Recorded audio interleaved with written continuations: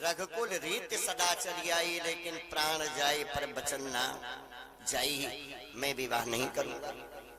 तो कहीं अगर विवाह न करबा तो का हम ऐसे रह जावे। मेरा भी विवाह ब्राह्मण कुल में नहीं होगा, क्योंकि बृहस्पति के बेचे कच ने हमको श्राप दिया है। अब शुक्राचार्य जी ऋषि आए गए, तो 3 जने के ऋषि आप बहुत खलात है। सचिव, गुरु और वैद जब प्रिय बोले भय आस, तो राज धर्म तन 3 कर हुई बेगही नाश। बहुत जगह गुरु पर ही तुम झगड़ा हो जाते। तो कहीं जा पंडित, हम दूसरे पंडित बुला लिया। लेकिन नाराज होकर के किसी को भेजना नहीं चाहिए। तो कहीं गुरुदेव जी आप घर काहे को छोड़ रहे हैं, तो कहीं देवयानी को मना लीजिए। देवयानी से बोले बिटिया का चाहिए, तुम्हें कपड़ा चाहिए, धन चाहिए, आभूषण चाहिए। कहीं नहीं, जिस घर में मेरी शादी हो वहां आपकी बेटी हमारी दासी बनकर चले। अब राजा ययाति ने देवयानी से विवाह किया और शर्मिष्ठा दासी बनकर गई। तो राजा ज्ञानवान है, उन्होंने सोचा कि जिसे रानी बनकर आना चाहिए वो हमारे घर पर नौकरानी बनी, और जिसकी हम पूजा करते हैं 24 घंटे, वो ब्राह्मण की कन्या, गुरु की बेटी मेरी पत्नी बन रही है। और पत्नी जीवन की सेक्रेटरी भी है और दासी भी है। सचिव का भी काम है, पत्नी तो है ही है, और दासी का भी काम है। तो उन्होंने दोनों से विवाह किया, और समय आने पर 5 बेटे पैदा हुए। जदु और तुर्बस देवयानी के बेटे हैं, और अनु, दुहा और पुरु 3 बेटे शर्मिष्ठा के हैं। जब शुक्राचार्य को इस बात का पता चला कि हमारे दामाद जी दूसरी शादी की हैं, तो उन्होंने इनको असमय वृद्ध होने का अभिशाप दे दिया। अब बूढ़े हो जाओ। तो अपने लड़कन से कहें भैया क्यों अपन उम्र हमें दे रहा, माँ बुढ़ापा ले जा। किसी ने नहीं दिया, केवल महाराज पुरु ने दिया। तो पुरु को इन्होंने सारी वसीयत कर दिया। सारा राज्य का भार महाराज पुरु को दे दिए। पुरु वंश से ही महाराज दुष्यंत और अभिज्ञान शाकुंतलम की नायिका महारानी शकुंतला, जिनके बेटे का नाम है भरत, और भरत से ही हमारे भारतवर्ष का नाम पड़ा। ठीक है, ये वंशावली अलग गई। लेकिन वृद्धा अवस्था में महाराज के हृदय में जब वैराग्य उत्पन्न हुआ, मन की सारी वासनाएं भाग गई, तो अपने बेटे को बुलवाए और बोले बेटा अब हमारा बुढ़ापा हमें दे दो, और ये अपनी युवावस्था आप ले लो। कि राम सिया राम जय जय राम बोलो, राम सिया राम जय जय राम, सिया राम जय जय राम। ओ मन ते सकल वासना भावी, केवल राम चरण रति लागे। राम सिया राम जय जय राम, सिया राम जय जय राम। ओ हरि ये अनंत हरि कथा अनंता, कहय सुनय गिरि बहु विधि संता। सिया राम जय जय राम, सिया राम जय जय राम।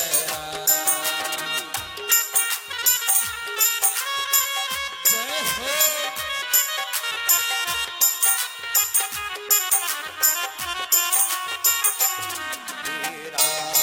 सिया राम जय जय राम, सिया राम जय जय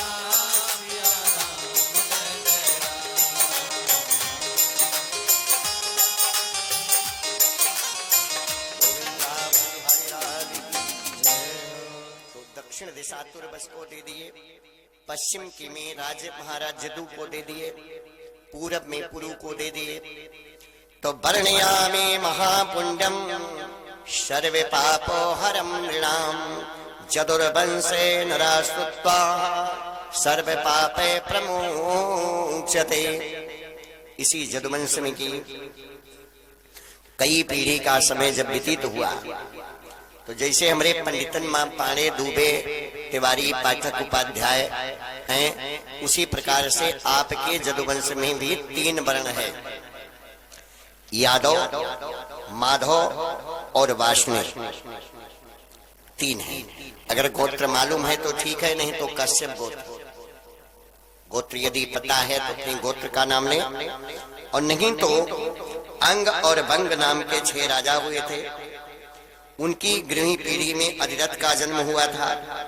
उनकी 7वीं पीढ़ी में महाराज मरुत पैदा हुए और यदु के दूसरे पुत्र कोष्टाक की 11वीं पीढ़ी में महाराजा विदर्भ का जन्म हुआ था।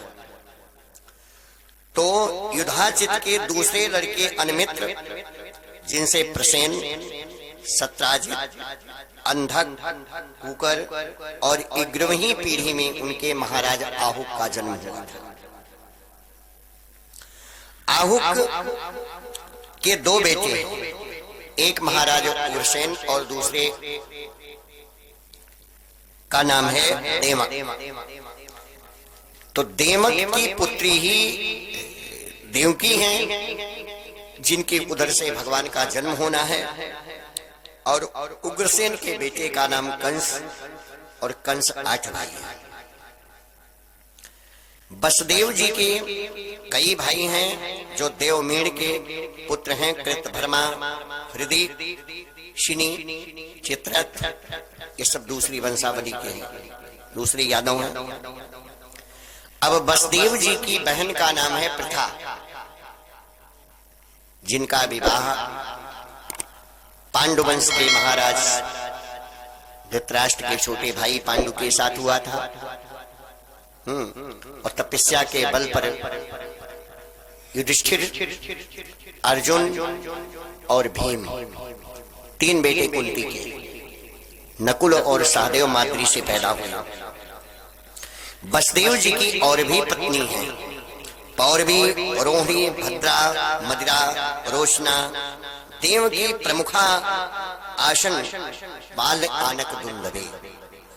जिस समय वसुदेव जी का जन्म हुआ था उस समय देवता लोग आकाश में नगाड़ा बजाए थे।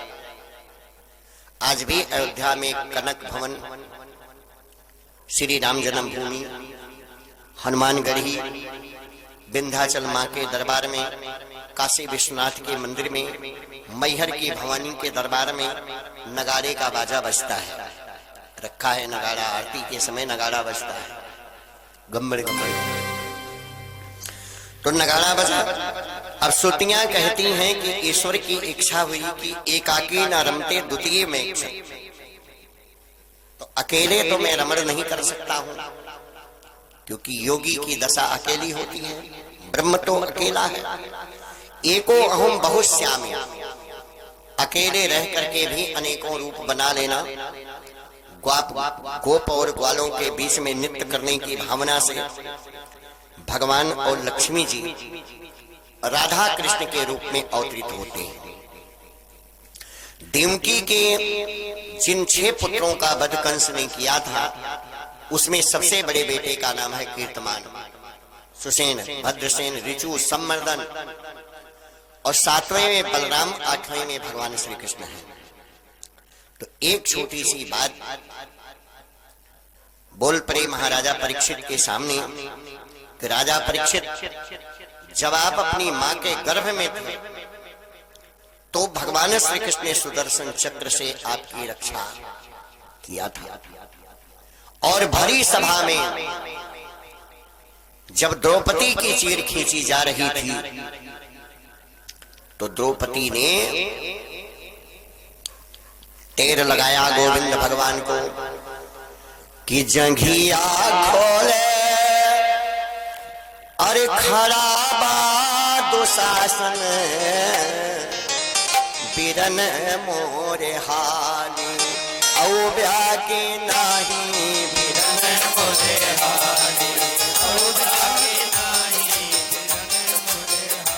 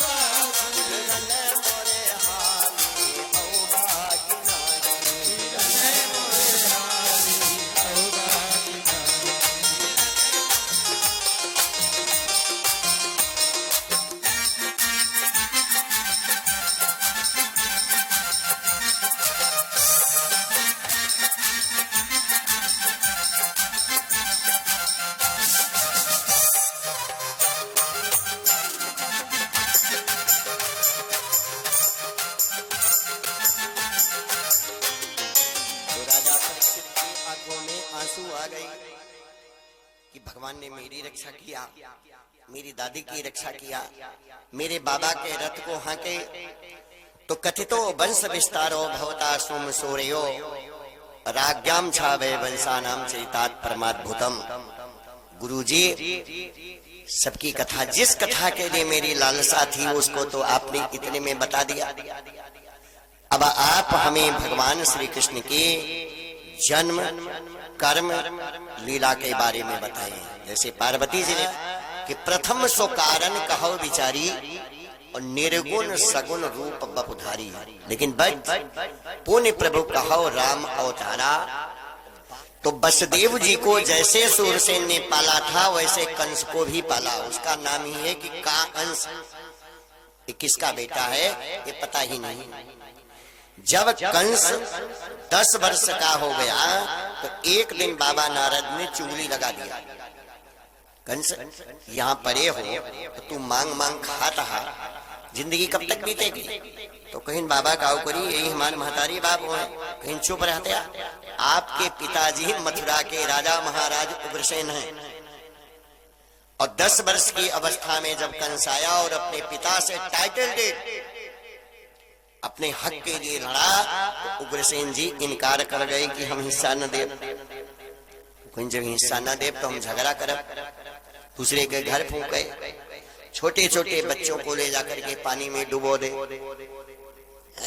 पृथ्वी पर अत्याचार कंस ने मचाना शुरू कर दिया। मथुरा की सारी सेना त्राही त्राही करने लगी कि ऐसे भ्रष्ट आचारा भा संसारा धर्म सुनाय नहीं काना।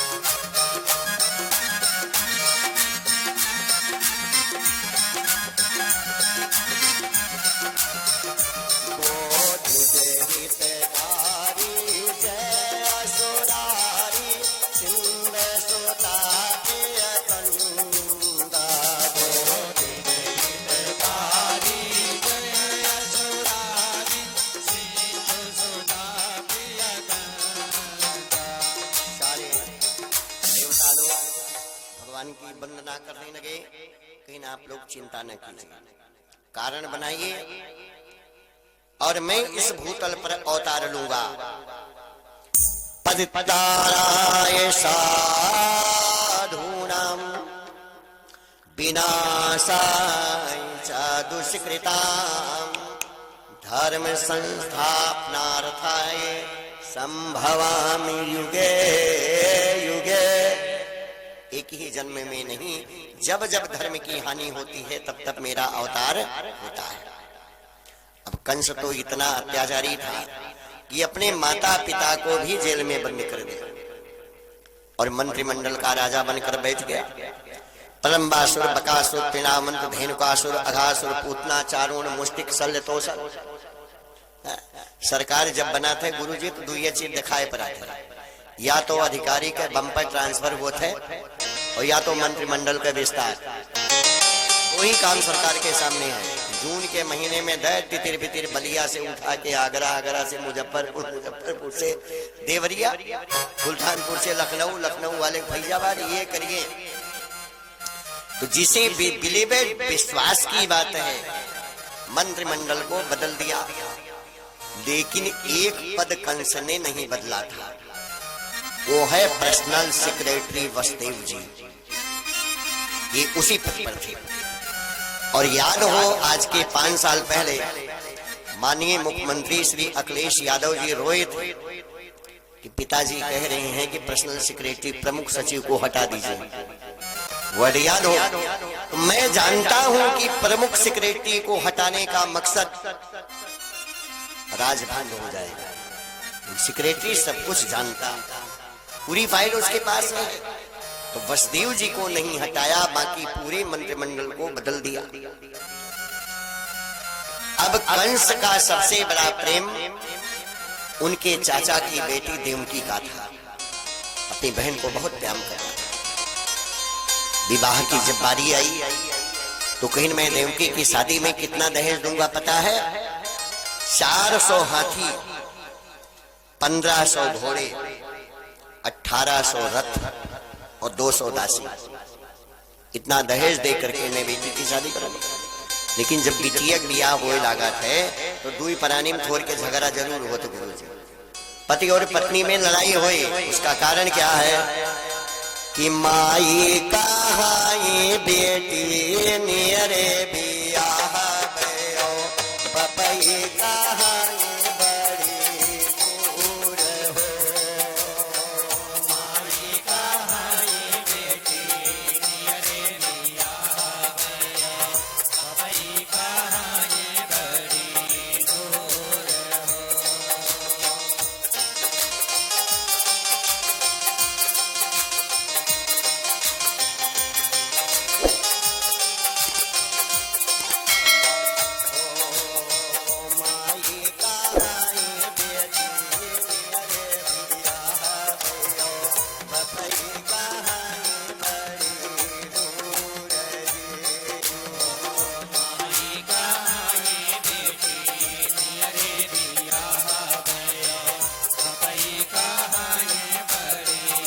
हो। नजदीक हो और बाप का कथन है कि बेटी की शादी दूर हो। तो जब शादी तय होने लगी तो नारद जी आ गए और बोले कि कंस, जिस बहन की तू इतने प्रेम से विदाई करने के लिए चल रहा है और इतना दहेज देने के लिए तैयार है, देवक्या अष्टमो गर्भो हंते मां भासे बुधा, उन्हीं की 8वीं संतान के द्वारा तुम मारे जाओगे। तो कहीं बाबा ये सही बात या कहीं नहीं, विधि का लिखा विधान है, इसको कोई मेट नहीं पाएगा। तो कहीं न अब देवकी बियाह कहा करी, फेल हो गए और वसुदेव जी के साथ देवकी के 6 बहनों का विवाह पहले से हो चुका था। 7वीं का विवाह कर दिया, घर से शादी हो गई और जैसे रथ पर बिठा करके लेकर के चला तैसे आकाशवाणी भी हो गई कि कंस अस्याता अष्टमो गर्भो हंते मां भासे बुधा। तब तो कंस के हाथ से लगाने छूट गई। सोचिस काऊ करी, देवकी वसुदेव दोनों को मार दो। कहीं नहीं, वसुदेव जी का कोई दोष नहीं, देवकी को मार दो। तो कहीं वसुदेव जी को मार दो, तो कहीं अगर वसुदेव जी का मार दे तो पिताजी और दादा दोनों जने में जियता है, तो हमारा लंबरदारी न चले, देवकी दूसर भी आवे जाए। तो इसलिए हम देवकी को ही मार देते हैं। एक हाथ में तलवार और दूसरे हाथ में देवकी का बाल पकड़ लिया कि अब लागे केस हाथ में थे, ऊपर से कठिन दुधारी थी। अब लागे केस हाथ में थे, ऊपर से कठिन दुधारी थी। अथवा भाई के हाथों से मर रही बहन बेचारी थी। अथवा भाई के हाथों से मर रही बहन बेचारी थी।